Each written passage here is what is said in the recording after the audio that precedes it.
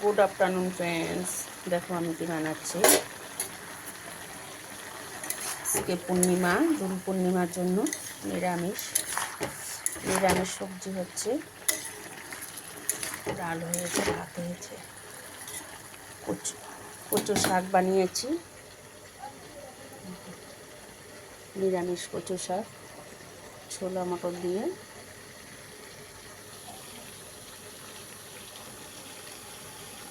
কচু শাক দেখো কেমন হয়েছে।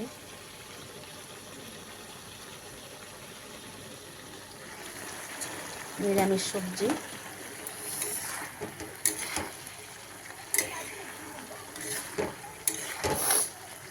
আজকে দোলের জন্য নিরামিষ।